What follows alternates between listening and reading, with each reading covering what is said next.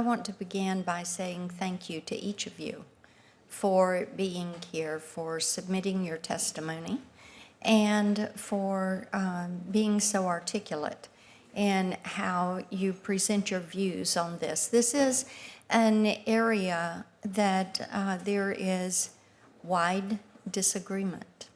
And it is so interesting to me, having served Senator Jordan in the state Senate in Tennessee before coming to the House and now being here in the Senate. And my hope is that we'll be able to realize that one of those first guarantees is the right to life. And it has, when I was in the House, I chaired the select investigative panel looking into what was happening with big abortion and the selling of fetal tissue and body parts. We issued 15 criminal referrals from the work that we did there. And here in the House, I have the legislation that would prohibit abortion providers from getting Title X funds, which are there for women's health care. And I feel like that taxpayers want to make certain their money's not used for abortion, and they do want to make certain that their funds are used for health care for women that are in underserved communities. Dr. Harrison, I want to come to you, if I may. And Ms. Oden, thank you for your testimony and the description. She talked about the abortion procedure that she went through, which was the induction procedure. Now, there's also the dismemberment abortion and a partial birth abortion procedure, correct? Yes, that's correct. Would you, for the record, give a brief description of each of those so that we know what this baby in utero would be feeling when they are capable of pain?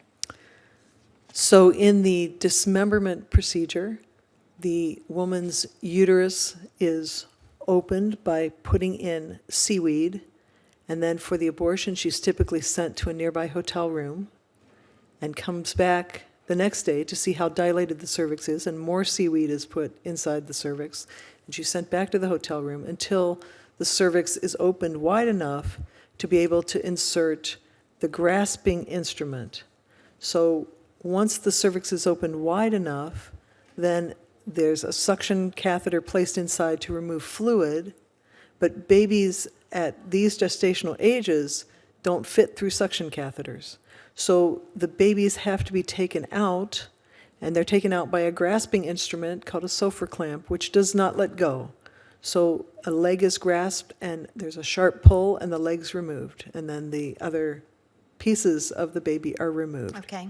So that's a D&E. All righty. And then the partial birth abortion, if you will describe that for me. In the partial birth abortion procedure, the baby's legs are grasped, and after the cervix is opened, the baby's legs are grasped and brought into and through the opening of the womb into the vagina, and the body is delivered to the point where the head is trapped at the opening of the cervix.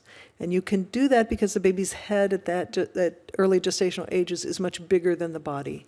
At that point, a scissors or other sharp instrument is placed at the base of the brain, and the base of the brain is pierced, and a suction catheter is put inside to suck the baby's brains out. And that is done so that the skull can be decompressed, but that is also done, both of these procedures are done to make sure that the product of an abortion is produced.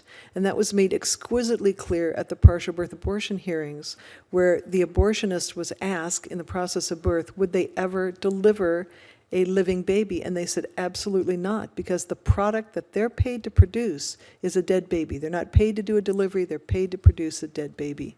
So it's very clear that the intent and purpose of the procedures done is not to separate the mother and the fetus, because if you wanted to separate the mother and the fetus, then Miss Oden was a successful abortion. But she was called a failed abortion because what failed was she failed to die.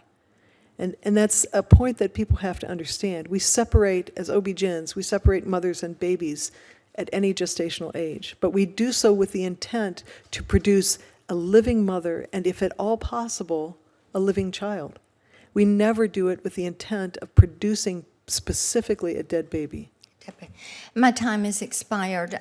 We will ask you to submit a description of the induction procedure, even though Ms. Oden did describe that procedure well, because it is what she survived.